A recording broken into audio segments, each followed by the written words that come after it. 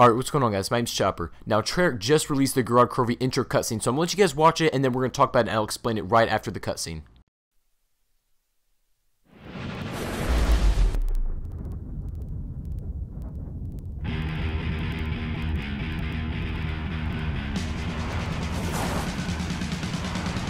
This was part of the plan with the man, not happening!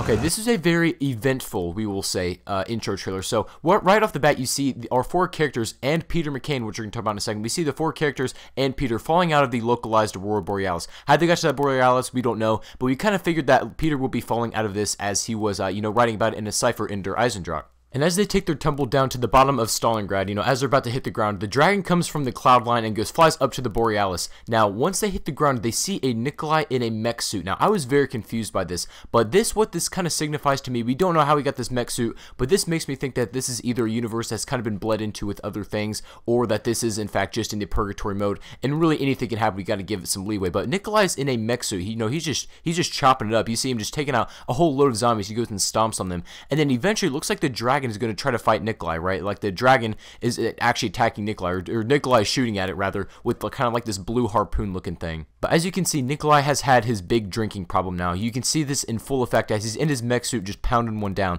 Now this is probably going to play into the effect of his personal demons, as we kind of saw in his bio before Gorod Krovi was even announced. This is like right after Der Eisendrache basically. So we knew that Nikolai's going to have some personal demons, and you see him just drinking away in that mech suit. Now, do you think that the mech suit is actually going to be the boss fight? Do you think Nikolai in the mech is actually going to be what we find the boss fight? I really don't know. I don't think they would go and show us what we're actually going to be fighting at the very end in the intro cutscenes. Does that make sense? I think they like to keep that kind of thing secret, so I really don't know if this is going to be the final boss fight, but it looks like the mech suit and us are not, going to get along. Nikolai in the mech suit, the dragon and us are not going to get along whatsoever, and we are going to be, end up fighting him at some point or another. But what's kind of interesting is they showed us the 1.0 Nikolai already in this cutscene. In Zetsubo, we never saw Takeo 1.0 in the cell below the waves, but we did see Dempsey for like a quick minute in Der Eisendrache. Like you could see him just a little bit in the truck, but it really wasn't like how we saw Nikolai here in his mech. That's like a full-on mech, and he's actually, you know, we get to see him in action. So I thought that was kind of interesting. Maybe they're just coming out right with it and say that we're going to be fighting Nikolai in a mech suit for the end of this Easter egg for the boss fight. So I don't know, but one last thing we need to discuss is that this is most likely in the Purgatory realm. Now, I kind of touched on this before, but I think this is pretty much guaranteed to be in that Purgatory realm.